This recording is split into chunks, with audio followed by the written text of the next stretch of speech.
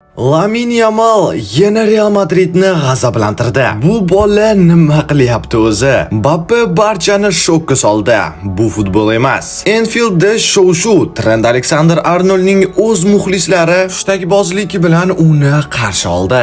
Va nihoyat rasmiy Real Madrid yangi bosh murabbiyga ega. U esa allaqachon jamoasi uchun super yulduzlarni topdi. Shu va boshqa muhim xabarlar haqida biz hoziroq gaplashamiz. Do'stlar, o'tgan videoda mingta like yig'sanglar yangi video chiqadi deb aytgan edi va sizlar buni bir kun ham o'tmasdan bajardinglar. Shuning uchun xohlasam ham, xohlamasam ham mana sizlarga yangi video. Qoidalar o'sha yana bir bor mingta like yig'iladigan bo'lsa, yangi video chiqadi. Shuning uchun hammasi o'zingizlarni qo'linglarda. Endi esa yaxshilab o'tirib oling. Videoni oxirigacha ko'ring, chunki oxirida sizni quiz kutmoqda. Yeyishga narsalar ham oling, chunki biz boshladik.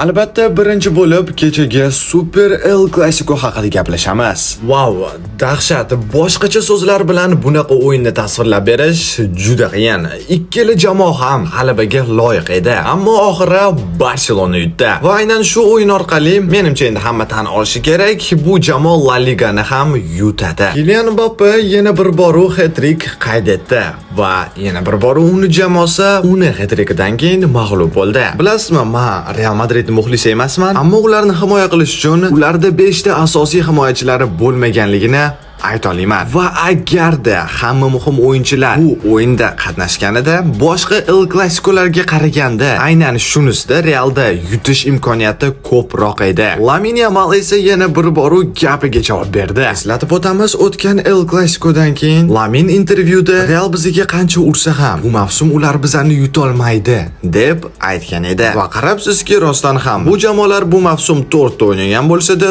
4 talasida ham Barselona g'alaba qozondi. Kecha Liverpool Arsenalga qarshi Premier Ligada o'yinini o'tkazdi. Hisob esa 2-2 yakunlandi. Ammo eng qiziqarli vaziyat Trent Alexander-Arnold zaxiradan tushganda bo'ldi. Qarabsizki, u maydonga tushayotgan paytida mingtalab Liverpoolning muxlislari uni hushtak bilan kutib olishdi. Nimaga? Bunga javobini kechagi videomizda bilib olsangiz bo'ladi. Ya'nida u jamoada 20 yil o'tkazib, erkin agent sifatida Real Madridga o'tib ketayotgani uchun. Va qarabsizki, shuncha yillarda jamoaga qanchalik muhim o'yinchi bo'lmasangiz ham, qanchalik ko'p foyda olib kelmasangiz ham, shunaqa muxlislar baribir topiladi. Ammo Trent xafa bo'lishning o'rniga o'yindan keyin uni qo'llab-quvvatlagan muxlislarga minnatdorchilik bildirdi. Va shuna qilib u Liverpoolda oxirgi o'yinlaridan birini o'tkazdi.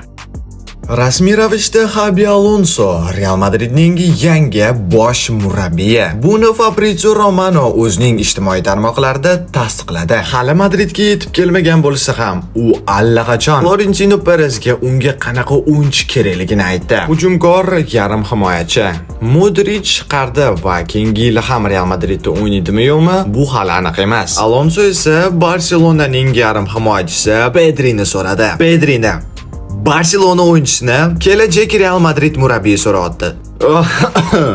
Albatta bu transfer nereal holat, shuning uchun Xabi yodganda shunga o'xshash o'yinchi menga kerak deb aytdi. Wow, fantastika. Hozirda Pedri dunyodagi eng yaxshi yarim himoyachi va unga o'xshash o'yinchini topish bu rostdan ham qiyin. Topadimi Real yoki yo'qmi, biz yozda bilib olamiz. Va bo'ldi. Bugungi eng muhim xabarlar, yangiliklar haqida biz gaplashdik. Do'stlar, sizlar yoqtirgan formatdagi bitta ajoyib video tayyorlayapman, ammo u uchun juda ham ko'p vaqt, juda ham kuch ketadi. Shuning uchun bugungi video sal kichikroq chiqdi. Umid qilaman to'g'ri tushunasiz. O'tgan videodagi o'yinchini yana bir bor juda ko'p odamlar topdi. Albatta bu Ashraf Hakimi edi. Bugun esa mana shu futbolchini topib ko'ring. Har doimdek qoidalar o'sha. Kanalimizga obuna bo'lgan va birinchilar qatorida to'g'ri javobni yozgan keyingi videoda chiqadi. Siz bilan esa jonim futbolim kanali edi. Jamoalarga faqatgina g'alabalar tilab qo'yaman, sizga faqatgina sog'lik tilab qo'yaman. Sog' bo'linglar, salomat bo'linglar.